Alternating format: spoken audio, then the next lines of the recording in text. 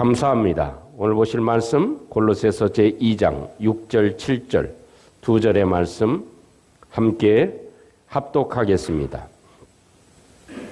골로새서 2장 6절 7절 두 절의 말씀입니다. 같이 한 목소리로 합독하겠습니다. 시작. 그러므로 너희가 그리스도 예수를 주로 받았으니 그 안에서 행하되 그 안에 뿌리를 박으며 세움을 받아 교훈을 받은 대로 믿음에 굳게 서서 감사함을 넘치게 하라. 아멘. 저는 2023년을 마무리하면서 하나님의 말씀을 받고 또한 이 말씀으로 한 해를 이렇게 마무리합시다 라고 하는 제목으로 함께 잠시 은혜의 말씀을 나누고자 합니다. 이 말씀을 통해서 우리의 삶이 더욱더 새로운 은혜의 계기가 되는 축복이 있기를 주님의 이름으로 축복합니다. 어느덧 2023년 한 해를 마무리하는 12월 31일이 되었습니다. 우리가 하루를 마무리하는 것도 중요한 일입니다. 또 한 해를 지나오는 것도 중요한 일이지만 마무리하는 것은 우리에게 새로운 한 해를 준비하는 의미에 있어서 굉장히 중요한 날이기도 할 것입니다. 우리 성도님들도 그렇지만 저도 나이가 이제 조금씩 한 살 한 살 먹어가면서 한 해를 이렇게 마무리할 때 한 해 마지막 날이 되면 조금씩 새로운 마음이 드는 것 같습니다. 한 해를 마무리하듯이 나도 이제 언젠가는 인생을 마무리할 시점이 곧 오지 않나 하는 그런 생각 가운데 이 한 해를 마무리하는 것 이걸 참 잘 해야 되겠구나. 또 한 해를 잘 매듭을 잘 지어야 새로운 한 해가 시작되어지기 때문에 이 마무리를 잘 하느냐 못하느냐. 오늘 또 이렇게 2023년은 마지막 날이 주일날이기 때문에 조금 더 새로운 마음을 갖는 것 같습니다. 그래서 23년 이 매듭을 잘 지어가는 것 이것이 우리에게 있어서 중요한 일이라고 생각되어집니다. 어떻게 하면 이 한 해를 마무리를 또 매듭을 잘 지을 수 있을까요? 성경은 우리에게 제일 마무리를 잘하는 것은 감사로 마무리를 하는 것이 제일 좋은 매듭을 짓는 것이다. 이렇게 말씀해 주고 계십니다. 우리가 하루하루 사는 데에도 잠을 잘 때 오늘도 이 하루에 매듭을 짓는 것이 하나님께 그래도 감사합니다 라고 매듭을 지으면 내일의 소망이 생기고 또한 우리의 삶에 새로운 일이 생기게 되어질 것입니다. 이 현대의 지성이라고 얘기하는 움베르토 에코라고 하는 분은 시간의 창조라고 하는 책에서 이런 말을 했습니다. 인류의 가장 위대한 발견은 바로 시간의 발견이다. 그리고 이것이 인간의 가장 독특한 문화적 특징이다. 이런 말을 남겼습니다. 저는 이 말을 조금 바꾸고 싶은 충동이 있어서 이렇게 바꾸어 보았습니다. 인류의 가장 위대한 발견은 바로 시간의 발견이다. 이것은 하나님이 주신 최고의 축복이다. 라는 말로 바꾸어 보고 싶은 마음이 있습니다. 여러분, 실제로 인간만이, 사람만이 시간의 흐름을 감지할 수 있습니다. 그리고 이 시간의 흐름을 잴 수 있는 도구를 발명한 것이 바로 저와 여러분들인 사람들입니다. 그것이 무엇이냐면 시계라고 하는 것입니다. 나이가 그 시간의 흐름에 따라서 매듭을 지어갑니다. 그 매듭을 지어가는 것, 시간의 매듭을 지어가는 것은 곧 달력입니다. 하루를 정해놓고 또한 한 주, 한 달, 1년 이렇게 매듭을 지어 놓는 것이 곧 달력이라고 하는 것입니다. 만약 시간의 매듭이 우리에게 없다면 어제가 오늘 같고 오늘이 내일 같아서 어떤 기대감이나 소망이나 우리의 삶을 정리하는 그런 일에 상당히 어려움이 있지 않을까. 왜냐하면 영원한 생명을 사는 사람이면 모르지만 그렇지 않고 죄성으로 살아가는 인생은 이 시간의 개념이 없게 되고 매듭이 없어지면 우리 삶에 큰 혼란이 생기게 되어지고 또 이 세상 가운데 너부러져 사는 삶이 되어지지 않을까 하는 그런 생각을 하게 됩니다. 여러분, 사도 바울은 오늘 성경에서 시간과 여건 속에서 항상 감사가 이루어져야 된다는 것을 우리에게 요청하고 있습니다. 잘 아시는 대로 오늘 성경 본문뿐만 아니라 골로새 전체는 사도 바울이 감옥에서 하나님의 말씀을 기록해 놓은 책이 됩니다. 어찌 보면 편지인데 이것이 하나님의 메시지가 되는 놀라운 일이 생기게 되어진 것입니다. 바꿔 생각해 보면 옥중에서 감옥에서 무엇이 그렇게 감사한 일이 있겠습니까? 그럼에도 불구하고 사도 바울은 우리에게 반드시 해야 될 일, 그것은 우리를 향해서 믿음에 굳게 서서 감사를 넘치게 해라. 감사를 넘치게 해라. 고 말씀해 줍니다. 이 넘치게 한다고 하는 것은 우리의 말이 어감도 그렇지만 강물이 제방을 넘쳐 흐르는 것을 말합니다. 그래서 뚝이 넘치게 하는 것, 그것이 넘친다 하는 그런 의미가 되는 것입니다. 거기에는 물론 오늘 성경의 본문의 말씀을 보면 몇 가지 중요한 것들이 기록되어져 있습니다. 그것은 예수 그리스도 안에 우리의 삶이 뿌리를 박아야 된다. 그리고 그 뿌리를 박고 그 다음에 빌드업 되어져야 된다. 성장해야 되고 우리의 인생 자체가 우리가 세워져야 된다. 그리고 난 다음에 이제는 믿음 안에서 믿음에 굳게 서서 있을 때 감사함을 넘치게 할 수 있다라고 얘기해 주고 계십니다. 사랑하는 성도 여러분, 지금 이 순간에 속상한 일이 있고 한 해를 돌이켜보면 감사한 일도 있고 기쁜 일도 있고 좋은 일도 있고 좋지 않은 일도 수없이 많이 지나갔습니다. 그러나 분명한 것은 이것은 삶의 한 과정일 뿐입니다. 아직 끝나지 않은 과정입니다. 그래서 오늘 하루 예배를 드리면서 우리의 삶에 감사로 이 한 해를 매듭을 짓는, 감사로 완전히 묶어놓는 2023년이 되어서 우리에게 새로운 소망의 24년이 밝아지는 귀한 축복이 있기를 주님의 이름으로 축복합니다. 그러면 어떻게 감사로 한 해를 마무리할 수 있을까요? 우리의 삶을 매번 이 감사라고 하는 매듭을 어떻게 지을 수 있을까요? 그것은 범사에 하나님의 섭리가 있음을 믿는 것입니다. 모든 일에 하나님의 뜻이 있다. 따라보겠습니다. 모든 일에는 하나님의 뜻이 있습니다. 사도 바울이 이렇게 감사할 수 있는 이유가 무엇일까요?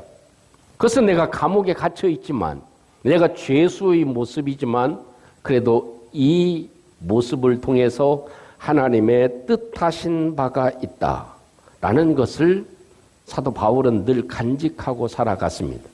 우리가 잘 아는 말씀, 로마서 8장 28절에 있는 말씀을 우리는 마음속에 늘 간직합니다.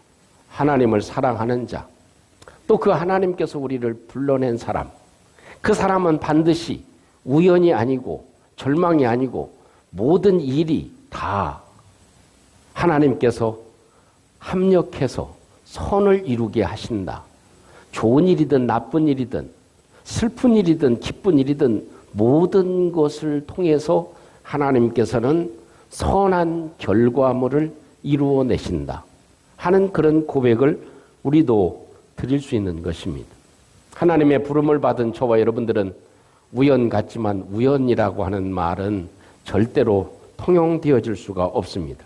모든 것은 하나님의 뜻이 있는 줄로 믿습니다. 사도 바울도 이게 감옥에 갇혀서 죄수의 몸으로 로마가로 간 것, 그 자체가 하나님께서는 깊은 뜻을 가지고 있었죠.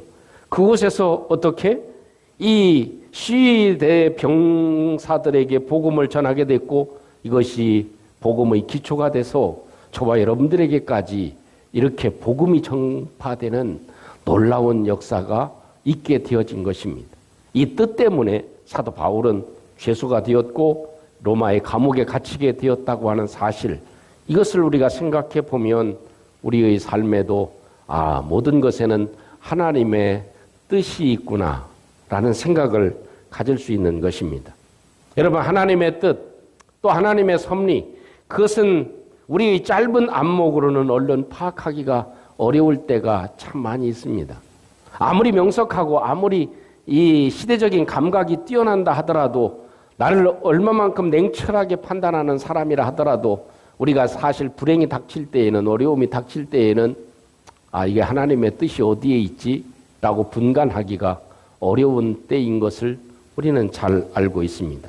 그러나 당장은 이해가 되지 않더라도 우리의 모든 삶에는 하나님의 뜻이 있다고 확실히 믿는 저와 여러분들이 될 때 하나님의 은혜와 역사하심을 반드시 발견하게 되어질 것입니다. 중국에서 선교를 하셨던 루벤 토레이 목사님이 계십니다.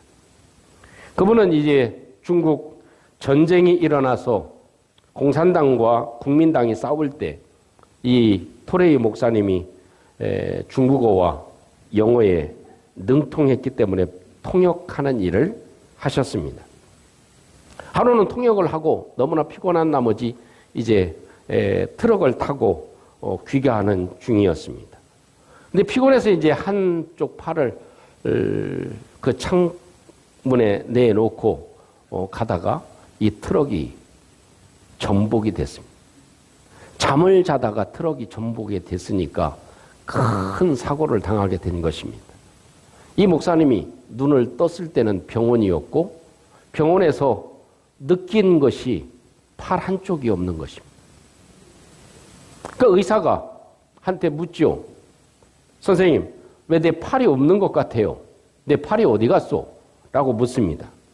그러니까 의사가 하는 말이 너무나 심각해서 생명에 지장이 생기기 때문에 선생님의 팔을 절단할 수밖에 없었습니다.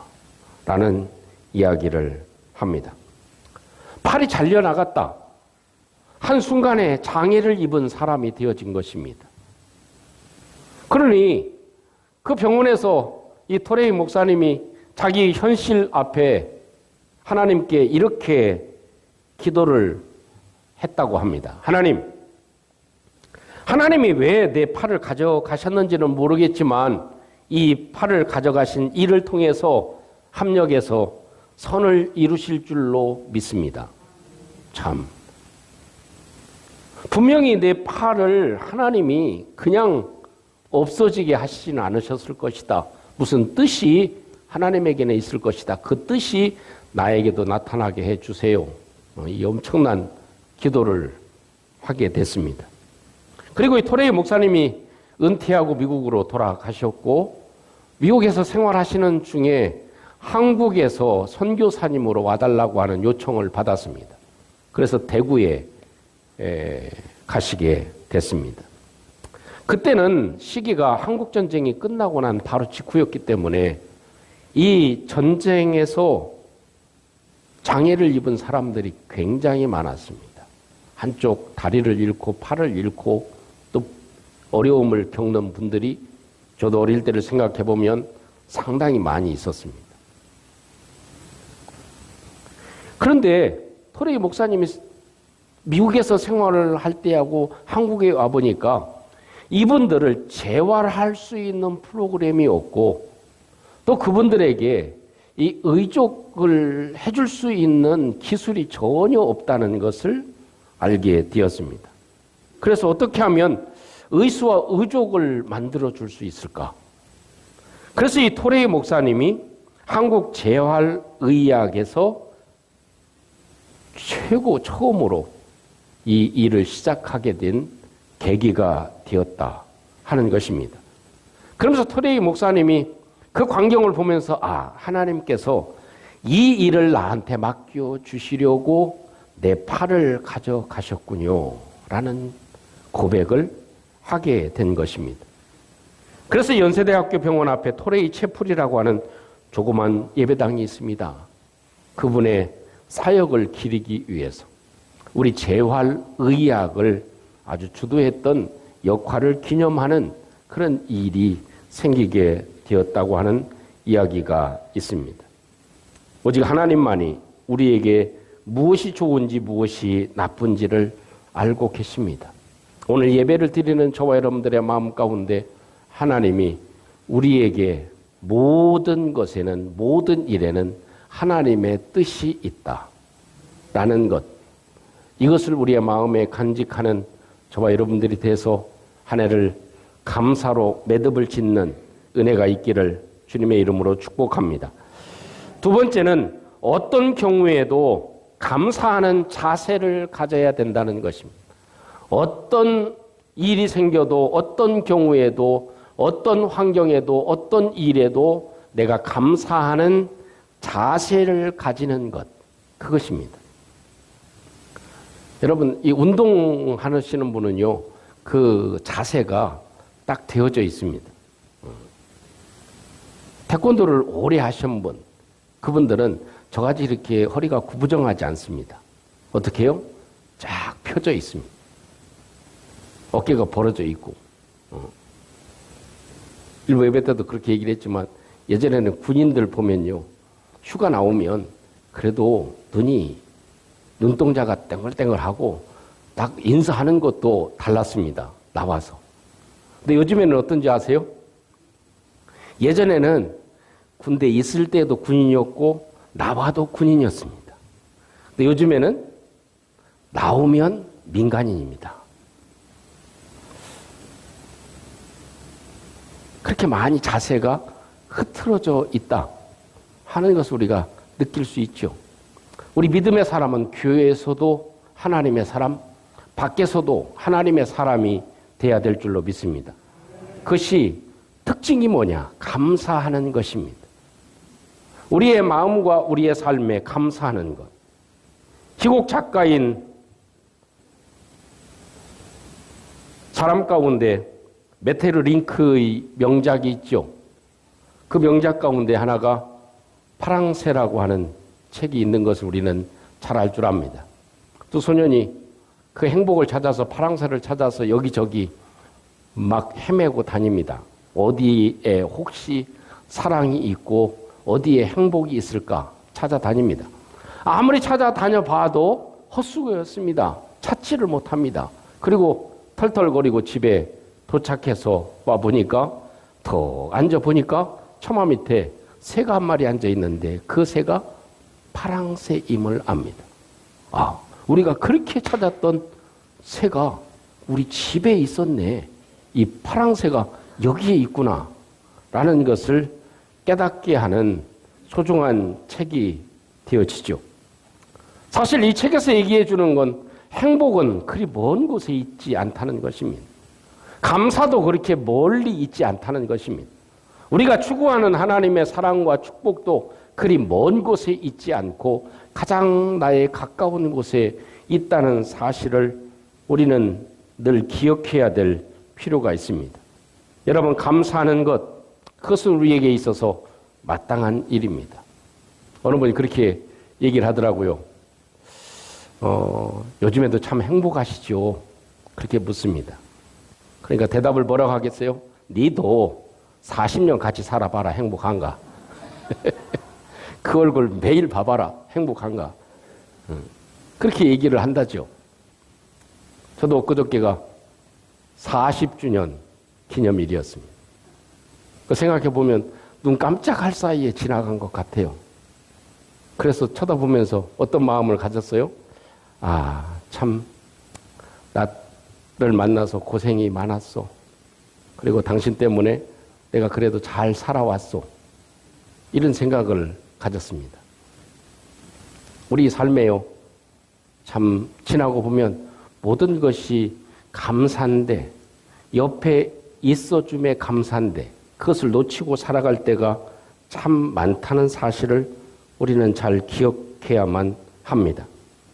여러분, 건강할 때는요, 건강한 것이 얼마나 감사한지 잘 모릅니다. 평소에는 계단을 올라다니는 것을 감사해 보셨습니까? 그런 경우는 참 드물이라고 생각되어집니다. 저는 요즘 저희 아파트가 엘리베이터가 지금 공사를 하고 있습니다. 그래서 옆 라인으로 19층까지 올라가 가지고 걸어서 옆 라인으로 와서 내려와야 됩니다. 또 집에 나올 때는 어떻게 해요?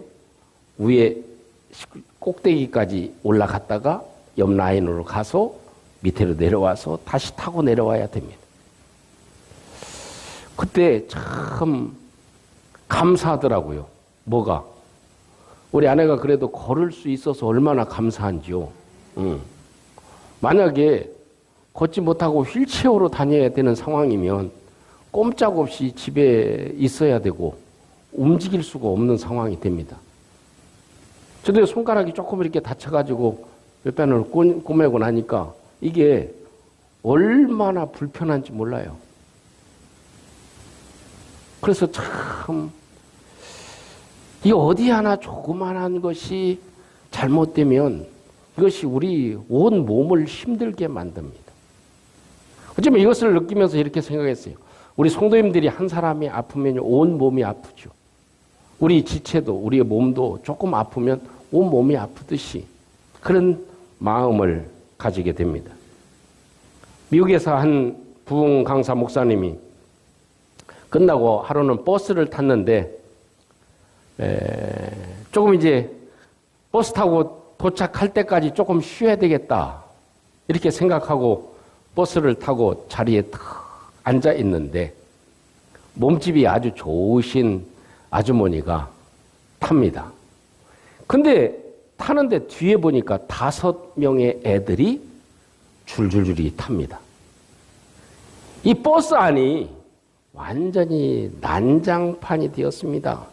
아이들이 떼를 쓰고 바닥에 기어 다니고 또 고래고래 소리를 지르고 엄마는 XX 찾아가면서 조용히 하라고 이렇게 하라고 욕을 하고 막 소리를 지르고 이러니 이게 뭐 가는 시간이 이게 지옥 같았습니다. 근데 어떤 마음이 들겠어요? 조용히 계셔. 애들 교육을 똑바로 좀 시키세요. 그러고 싶은데 그럴 수가 없는 거예요. 소리를 지르려고 했다가 마음에 무슨 생각이 들어요? 야, 그래도 범사에 감사해라. 이런 말씀이 생각이 나가지고 이렇게 감사했대요. 하나님, 저분이 제 아내가 아닌 것을 감사합니다. 그러니까 어찌 보면 감사하는 자세를 가지면 어떻게 봐도 무엇을 봐도 감사할 수 있다는 것입니다. 그러나 싸우려고 자세를 갖는 사람은요, 무슨 일이든 싸울 준비가 되어져 있습니다. 뭔 일이든지 싸웁니다.